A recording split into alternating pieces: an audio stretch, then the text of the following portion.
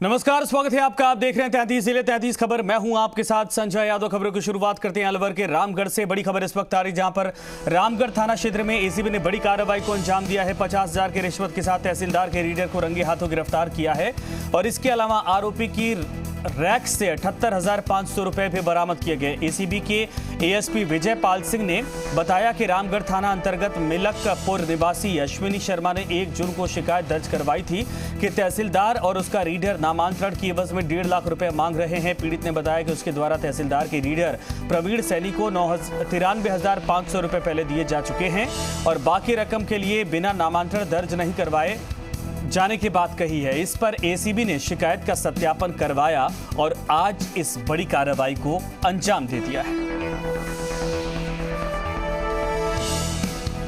इधर एसओजी जयपुर ने भी एक बड़ी कार्रवाई को अंजाम दिया है। 25 लाख रुपए की लॉटरी के नाम पर 22 लाख रुपए ठगने वाले गिरोह को पकड़ा है। गिरोह से जुड़े पति पत्नी सहित 3 सदस्य गिरफ्तार किए गए। केबीसी शो के नाम पर 25 लाख की लॉटरी का आया था। पीड़िता के पास कॉल, फाइल खोलने, पिन न हटाने, GST charge, tax, custom charge और मिठाई के नाम पर 22 लाख की ठगी। और मानसी और उसका पति चेतन गिरफ्तार। चेतन दिल्ली के मैक्स हॉस्पिटल में डाटा एंट्री ऑपरेटर है। पत्नी Mansi health plus clinic Delhi में डाटा एंट्री ऑपरेटर थी। यानी दोनों डाटा एंट्री ऑपरेटर हैं और ये शातिर खेल ये खेल रहे थे दोनों मिलकर। जयपुर ग्रेटर नगर निगम में हाई वोल्टेज ड्रामा देखने को मिला है। निगम पार्षद और आयुक्त आमने सामने हो गए। आयुक्त के समर्थन में कर्मचारी निगम पहुंच गए और निगम का मेन गेट ही लॉक कर दिया। वहीं नगर निगम आयुक्त यज्ञमित्र सिंह देव के साथ हाथापाई की खबरें भी सामने आई हैं। आयुक्त के समर्थन में ग्रेटर हेरिटेज के सफाई कर्मचारी कल हड़ताल पर रहेंगे। उधर सफाई कर्मचारियों के आयुक्त के समर्थन के बाद मेयर का बड़ा बयान सामने आया। मेयर ने कहा कि सफाई कर्मचारी काम नहीं करेंगे तो हम सड़कों की सफाई करेंगे। सड़क पर आकर हमारे सभी पार्षद खुद सफाई करेंगे।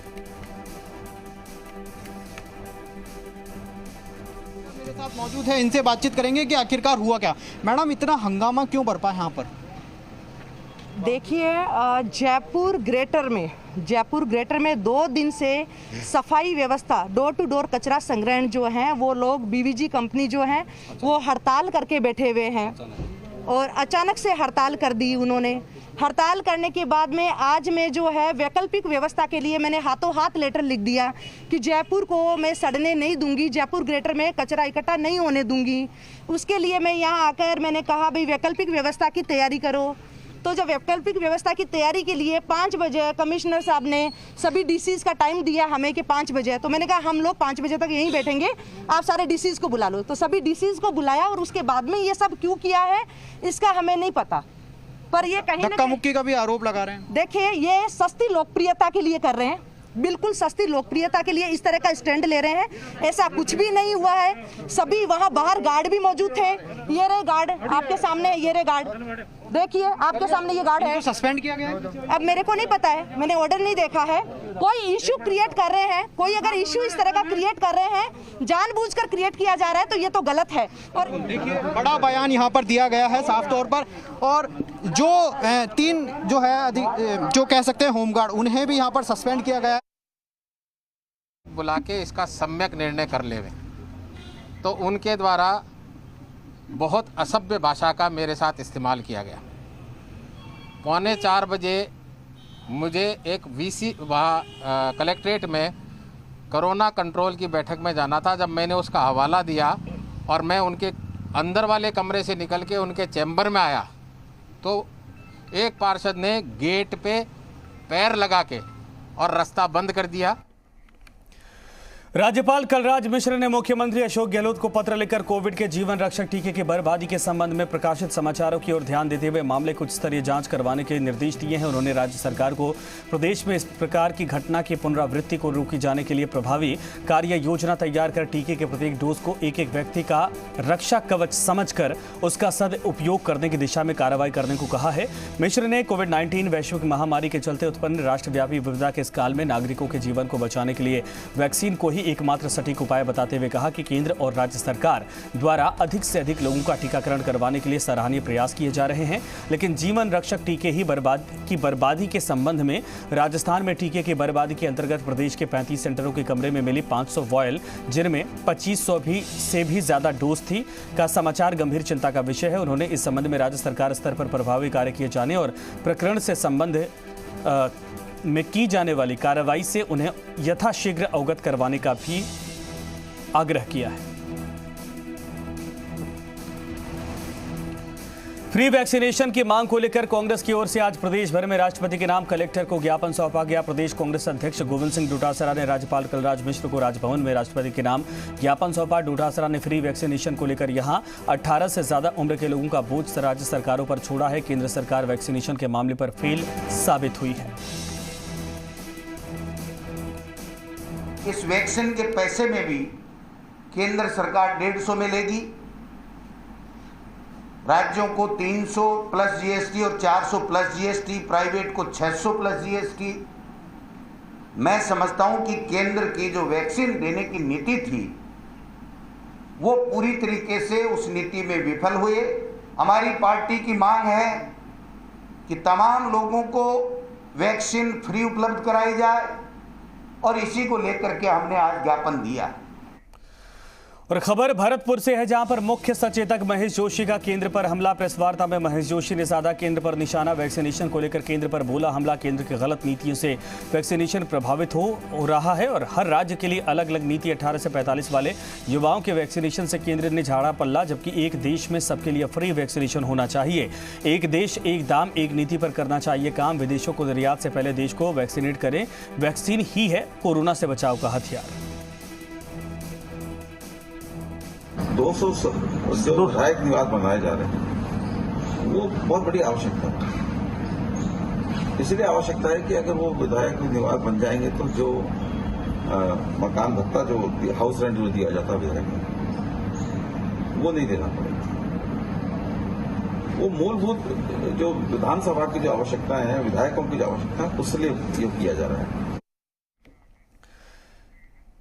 नेता प्रतिपक्ष गुलाब चंद कटारिया ने राजस्थान सरकार को वैक्सीन के मामले में फेलियर बता दिया है। कटारिया ने कहा कि दिल्ली मीटिंग में वैक्सीन पर चर्चा में खुद राज्यों ने फ्री हैंड मांगा था, जिसमें 18 से 44 आयु का टीकाकरण राज्य सरकार को दिया गया। वैक्सीन कंपनियों को 3000 करोड़ के बदले में 50 करोड़ ही जमा करवाएंगे, तो कैसे मिल पाएगी पूरी वैक्सीन।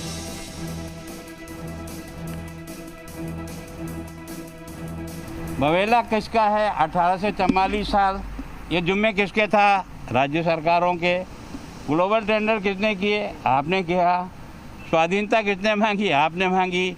3000 करोड़ रुपए की व्यवस्था करके हम फ्री वैक्सीन लगाएंगे 40-55, और उसके अगेंस्ट में आपने 50 करोड़ ही तो जमा कराए इन दोनों वैक्सीनेशन कंपनियों को। दुर्भाग्य यह है कि कुछ लोगों ने प्रयत्न करके, चाहे भास्कर ने चाहे किने, ज़मीन में जो घड़ी हुई थी वो भी निकाल के तुमको बताई। तो तुम्हें वैक्सीनेशन जो वेस्टेज किया, उस वेस्टेज में तुम्हारी सरकार गिरी, तो तुम झेप मिटाने के लिए आज राज्यपाल महोदय के माध्यम से मंत्रिमंडल और मुख्यमंत्री जी ज्ञापन देने जा रहे हैं कि हमको फ्री वैक्सीनेशन दिलाओ।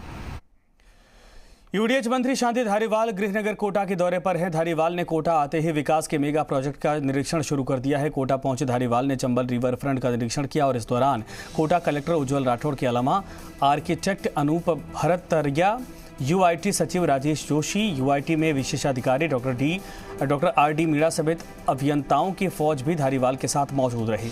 धारीवाल ने इस दौरान ओपन जिप्सी में सवार होकर नदी के किनारे विकसित हो रही रिवर फ्रंट की रिटर्निंग वॉल और बेसिक स्ट्रक्चर का जायजा लिया और इसके बाद MBS और JK लोन अस्पतालों का भी दौरा किया है।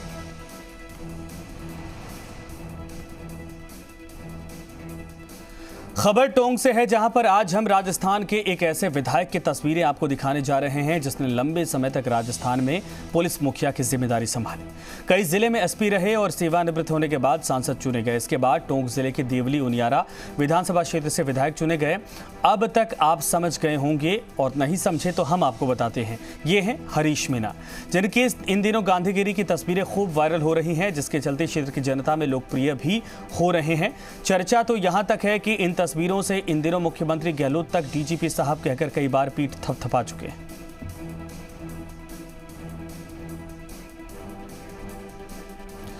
झालावाड़ बारा के प्रभारी मंत्री टीकाराम जूली झालावाड़ पहुंचे और कोरोना मैनेजमेंट पर जिला स्तरीय अधिकारियों की समीक्षा बैठक के इस दौरान विभिन्न जन समस्याओं को लेकर मंत्री टीकाराम जूली ने विभागीय अधिकारियों को जमकर लताड़ भी लगाई है। मिनी सचिवालय सभागार में जिला कलेक्टर हरिमोहन मीणा और एसपी किरण कंग की मौजूदगी में जिला स्तरीय अधिकारियों की बैठक ली गई और प्रेस कॉन्फ्रेंस करते हुए वैक्सीनेशन के मुद्दे पर केंद्र सरकार पर भी निशाना साधा। टीकाराम जूली ने कहा कि केंद्र सरकार ने अपनी जिम्मेदारियों से पल्ला झाड़ते हुए वैक्सीन खरीद की जिम्मेदारी प्रदेश सरकार को सौंप दी है, जबकि प्रत्येक व्यक्ति को फ्री वैक्सीनेशन करवाना केंद्र सरकार की जिम्मेदारी है। प्रभारी मंत्री टीकाराम जूली झालावाड़ पहुंचे हैं। आज जिला स्तरीय अधिकारियों की बैठक ली है, कोविड प्रबंधन की यहाँ पर समीक्षा की है। बात करेंगे टीकाराम जूली जी से। मंत्री जी बता रहे हैं, आप समीक्षा बैठक यहाँ पर की गई, किस तरह प्रबंधन को करता गया है? देखिए, झालावाड़ में काफ़ी अच्छा प्रबंधन रहा है प्रशासन के द्वारा और पूरा मध्य प्रदेश का मैं समझता हूँ 50% लोड यहाँ पे था। 50% पेशेंट मध्य प्रदेश के यहाँ पे आए थे। अच्छी सुविधाओं को देखते हुए, अच्छे इलाज को देखते हुए, अच्छी मॉनिटरिंग को देखते हुए तो हमारे यहाँ के प्रशासन ने बहुत अच्छा काम किया है। मेडिकल विभाग के द्वारा, पुलिस के विभाग के द्वारा, सभी के द्वारा बहुत अच्छा काम किया गया। निश्चित रूप से जिला प्रशासन जिस तरीके से त्वरित कार्रवाइयाँ यहाँ पर की गई, उसके माध्यम से कहीं ना कहीं राहत की बात यहाँ पर कोविड-19 को लेकर मिली। लेकिन अब जिस तरीके से ग्राफ में तो कमी आई, लेकिन वैक्सीनेशन को लेकर पूरी तरह से पिछड़ गए। देखिए, हम उसी चीज़ के लिए अभी आप बात करेंगे कि जो चीज़ें भारत सरकार ने अपने हाथ में ली है, चाहे ब्लैक फंगस का इंजेक्शन हो, चाहे रेमडेसिविर इंजेक्शन हो, ऑक्सीजन हो, और इसी प्रकार से अब ये हमारे वैक्सीनेशन की बात हो, भारत सरकार इसके अंदर काफ़ी पिछड़ी हुई है और उन्होंने अच्छे से काम किया नहीं, जिसका खामियाजा पूरे देश की जनता भुगत रही है। खास दिशा निर्देश मुख्य तौर पे यही आने वाले समय में बरसात आने वाली है तो उसको लेकर वृक्षारोपण की तैयारी अच्छे से हो, मनरेगा का काम चले, लोगों को रोज़गार मिले गाँव के अंदर ही। साथ के साथ जो अति कुपोषित बच्चे हैं उनको वेरीफाई हमने कर लिया है, तो उनको अब उनकी मदद हो, उनको लगातार उनके परिवार से मिलके बच्चों को न्यूट्रिशंस दिए जाए, दवाएं दी जाए, ताकि वो बच्चे मजबूत हो सके और किसी प्रकार की कोई दिक्कत आए तो वो परेशानी नहीं हो। ये थे मंत्री टीकाराम जूली, जिनका साफ तौर पर यहाँ पर कहना है कि कहीं ना कहीं जिस तरीके से अब कोरोना संक्रमण के ग्राफ में कमी आई है, तो अब प्रदेश सरकार की फ्लैगशिप योजनाओं का अधिक से अधिक लोगों को लाभ पहुँचाया जाए, जिससे वो अपने बेहतर रोजगार की ओर आगे बढ़ सके। महेश परिहार, जी मीडिया, झालावाड़। कोरोना की दूसरी लहर में ऐसे साइड इफेक्ट सामने आए हैं जो हर किसी को चौंकाने और हैरान करने वाले हैं। कई बच्चों के सिर से माता पिता का साया उठ गया। आप सोच सकते हैं उन बच्चों का जीवन यापन किस संकट के दौर से गुजरेगा।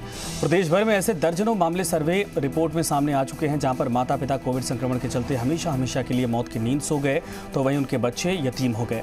ऐसे में उन बच्चों के सामने जीवन यापन करने का बड़ा संकट है, जिसके चलते अब राज्य बाल संरक्षण आयोग और सरकार द्वारा प्रदेश भर में ऐसे यतीम बच्चों का सर्वे करवाया जा रहा है और उसी के तहत दौसा में भी जिला प्रशासन द्वारा सर्वे करवाया जा रहा है। हालांकि दौसा में कोविड से यतीम हुए बच्चों में एक परिवार का ही मामला प्रशासन के सामने आया है, लेकिन पिछले 1 साल से आंकड़ों की बात करें तो 30 ऐसे बच्चे दौसा में हैं जिनके सिर से माता पिता का साया उठ चुका है और ये अनाथ हो चुके हैं। कोरोना की दूसरी वेव ने हर किसी को झकझोर दिया। प्रदेश भर में लाखों लोग संक्रमित हुए तो हजारों लोगों की जानें भी गई। इसी बीच कई ऐसे परिवार भी उजड़ गए जहां पति पत्नी दोनों की मौत हो गई तो उनके बच्चे यतीम हो गए और उनके सामने जीवन यापन का संकट खड़ा हो गया। ऐसे में केंद्र और राज्य सरकार दोनों ने ही जिले के प्रशासनिक अधिकारियों को सर्वे करवाने के निर्देश दिए हैं जो बच्चे यतीम हुए हैं। हम दौसा की बात करते हैं, हमारे साथ है दौसा कलेक्टर पीयूष समारिया, उनसे बात करते हैं। सर, दौसा के अंदर किस तरीके के हालात निकल के आ रहे हैं? जैसा कि काफ़ी देखा गया है कि कोविड में जो डेथ्स हुई हैं उसमें काफ़ी परिवारों में इसमें प्रभाव पड़ा है और इसका हमारे फील्ड लेवल ऑफिसर्स के माध्यम से जो हमारा डोर टू डोर सर्वे है उसमें ये भी हम एक पॉइंट है और इसका एक आकलन कर रहे हैं कि कहाँ पे ज़्यादा मतलब ऐसे डेथ्स जो रिपोर्ट हुई हैं और ऐसे कोई परिवार हैं जिनको जो भी हमारी सरकारी मदद जो भी दे सकते हैं कंपनसेशन, वो हम अवेलेबल कराने के लिए पूरा उसमें प्रयासरत हैं। और जितने भी हमारे फील्ड ऑफिसर्स हैं जैसे BDOs और SSO सोशल सिक्योरिटी ऑफिसर, इनको निर्देशित कर दिया गया है कि इनको जो भी इनके डॉक्यूमेंट्स हैं वो एक बार इमीडिएटली ले लें और इमीडिएटली इनकी जो पेंशन या फिर एनी अदर पालनहार में जो बेनिफिट पॉसिबल है जो इनकी एलिजिबिलिटी की वाइज है तो उसमें इमीडिएटली सैंक्शन करने के निर्देश दे दिए गए हैं। मार्च 2020 से अब तक 30 बच्चे यतीम होने की सर्वे में जानकारी सामने आई है। हालांकि दूसरी वेव में अभी तक एक परिवार ही ऐसा सामने आया है जिसमें माता पिता दोनों की मौत हो गई और बच्चे यतीम हो गए। जिला प्रशासन लगातार प्रभावी मॉनिटरिंग कर सर्वे करवा रहा है और इसमें और जो बच्चे अगर निकल के आते हैं यतीम तो उन्हें भी सर्वे में शामिल किया जाएगा। साथ ही सरकार की मंशा है सर्वे के बाद में इन बच्चों का जीवन यापन अच्छे ढंग से हो, इनकी शिक्षा हो, इसके लिए इनको मदद मिले, इसी को लेकर ये सर्वे करवाया जा रहा है। लक्ष्मी अवतार शर्मा, जी मीडिया, दौसा। और खबर जोधपुर के भोपालगढ़ से है, जहां पर राज्य सरकार ने आंशिक छूट दी है लेकिन बाजारों में भीड़ जमा हो गई। लोग खुले तौर पर कोरोना गाइडलाइन को तोड़ते दिखे और ये लापरवाही भारी भी पड़ सकती है। बड़ी मुश्किल से कुछ हद तक कोरोना कंट्रोल हुआ है और उसके बाद ये तस्वीरें चिंता बढ़ाने वाली हैं। हालांकि प्रशासन हालातों पर नजर बनाए है, लेकिन जिम्मेदार नागरिक होने के नाते हमें अपनी जिम्मेदारी खुद समझनी होगी।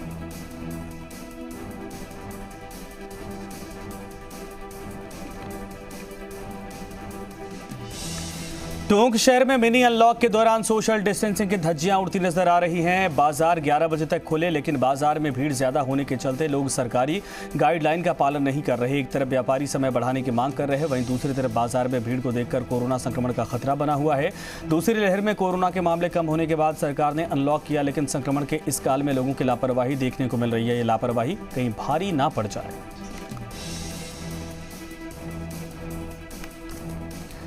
भीलवाड़ा में कोरोना संक्रमण के चलते लागू किए गए वीकेंड लॉकडाउन के तहत शहर में नियमों की धज्जियां उड़ाने वाले ब्रांडेड फैक्ट्री के संचालकों पर एसडीएम ने बड़ी कार्रवाई को अंजाम दिया है और 20,000 का जुर्माना और 7 दिन के लिए फैक्ट्री को सीज करने के निर्देश दिए। एसडीएम ओम प्रभा ने बताया कि राज्य सरकार के निर्देश और जिला कलेक्टर के आदेशों के बाद शुक्रवार, शनिवार, रविवार को वीकेंड लॉकडाउन लागू किया गया है।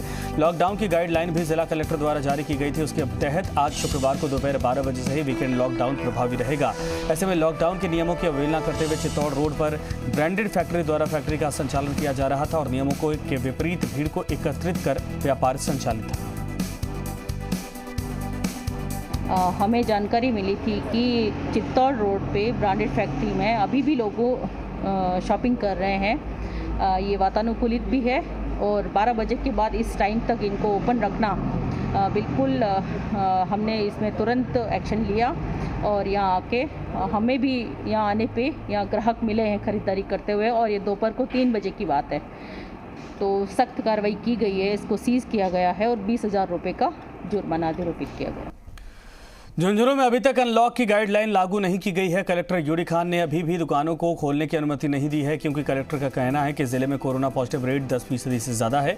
इधर चिड़ावा एसडीएम संदीप चौधरी ने कलेक्टर के दावों की हवा निकाल दी है। एसडीएम संदीप चौधरी ने अपने कार्यालय में बुलाई व्यापारियों की बैठक में बताया कि जिले में कोरोना पॉजिटिविटी रिपोर्ट है 8% है, लेकिन जिला कलेक्टर ने इन 8% को भी ज़्यादा माना है और पूर्व में प्रतिबंधित दुकानों को प्रतिबंधित ही रखा है। बहरहाल कौन सच बोल रहा कौन झूठ बोल रहा ये तो पता नहीं, लेकिन पूरा प्रदेश लगभग अनलॉक हो गया है। झुंझुनू अभी भी लॉक है।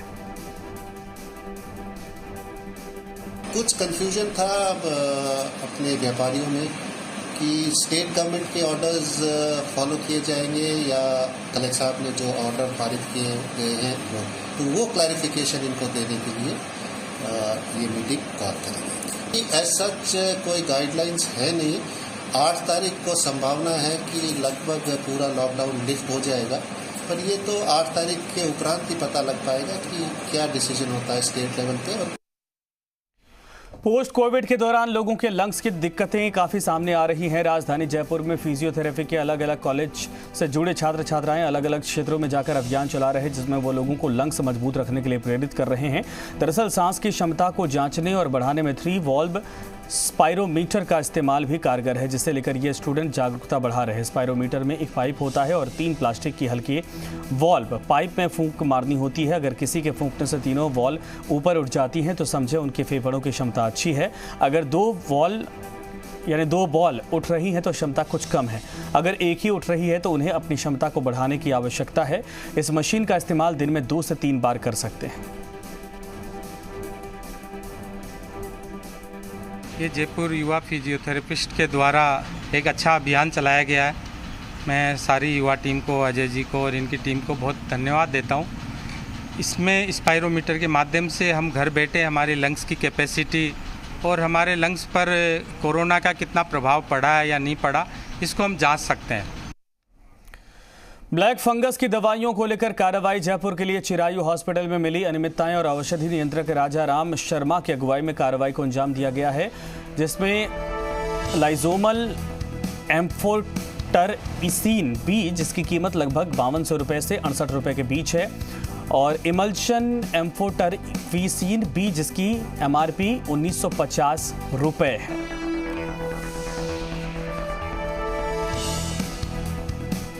तो दो दवाइयां जिनको लेकर अनियमितता पाई गई है। आपको बता दें कि इस पूरे मामले पर लाइजोमल एम्फोटरइसिन बी जिसकी कीमत लगभग 5200 है, इसके अलावा 6800 यानी 5200 से 6800 के बीच में है। इसके अलावा इमल्शन एम्फोटरइसिन बी जिसकी कीमत 1950 रुपये है, लेकिन इनमें अनियमितता पाई गई है इनके बेचने में। Ajmer region private bus owners association की ओर से जिला कलेक्टर पर प्रदर्शन किया गया। साथ ही महामारी के इस दौर में राहत पैकेज जारी करने और टैक्स माफ करने की मांग की गई। बस एसोसिएशन ने इससे जुड़े पदाधिकारियों का कहना है कि मई से अजमेर समेत राजस्थान में लॉकडाउन जारी है। ऐसे में निजी बस और अन्य प्राइवेट वाहनों की आवाजाही बंद है। ऐसे में कई ड्राइवर और बस एसोसिएशन से जुड़े कर्मचारी परेशान हैं। उनके सामने जीवन यापन का संकट पैदा हो चुका है और ऐसे में उनकी बात को सुना जाए। यही आशा करते हैं कि विशेष राहत पैकेज हमें प्रदान हो, हमारे जो मंथली टैक्स है उसमें हमें छूट हो और विभिन्न जो कल्याणकारी योजनाएं सरकार की ओर से हैं उसके अंदर भी हमारे इस व्यवसाय को सम्मिलित कर विशेष राहत पैकेज प्रदान करने की आशा करते हैं। जिला कलेक्टर से मिले क्या? कलेक्टर साहब को हमने ज्ञापन सौंपा है माननीय मुख्यमंत्री के नाम का, और उन्होंने हमें आश्वासन दिया है कि जो भी कार्रवाई होगी या जो भी उनकी तरफ से बन पड़ेगा वो अवश्य आगे पहुँचाएंगे हमारी बात। प्रदेश में जल्द खत्म होगा राजनीतिक नियुक्तियों का इंतजार। पीसीसी चीफ गोविंद सिंह डोटासरा ने संकेत दिए हैं। जून में हो जाएगा नियुक्तियों का पहला चरण पूरा। जिला स्तर पर समितियों में कर दी जाएगी सभी राजनीतिक नियुक्तियां। जिला अध्यक्ष, ब्लॉक अध्यक्ष की भी हो जाएगी नियुक्ति। सुशांत हमारे साथ, हमारे सहयोगी सुशांत, क्या कुछ जानकारी है? देखिए, इंतजार लंबा है संजय, और आप उम्मीद करें कि जून में खत्म होगा। खासतौर पे पहला जो चरण है जिन पहले कर लिया गया, नाम तय कर लिए गए थे, अजय माकन के पास वो सूची भी पहुंच गई थी, उन पर नियुक्तियां अब जो है चरणबद्ध तरीके से जिला स्तर पे हो जाए। और उसके साथ साथ जो इंतजार है पदाधिकारियों को भी, जिलाध्यक्षों का और ब्लॉक अध्यक्षों का, क्योंकि कांग्रेस के जो तमाम अभियान है वो अभी तक जिला स्तर पर, विधानसभा स्तर पर विधायक ही संचालित कर रहे हैं। ऐसे में संगठन को मजबूत करने की दिशा में वो काम जो है पेंडिंग चल रहा है वो भी पूरा हो जाएगा। तो बड़ी तादाद में ये पॉलिटिकल अपॉइंटमेंट होने हैं संजय। एक तरीके से कहें 7 से 8 हजार की तादाद है, तो कम से कम ये हो तो उसके बाद जो बड़े लेवल पे प्रदेश स्तर पे जो नियुक्तियां होनी है उनका रास्ता भी खुले। बिल्कुल सही आपने कहा और इसका इंतजार किया जा रहा है। धन्यवाद इस पर तमाम जानकारी के लिए। और इसी के साथ फिलहाल इस बुलेटिन में इतना ही। तमाम खबरों के लिए बन रही है जी राजस्थान की।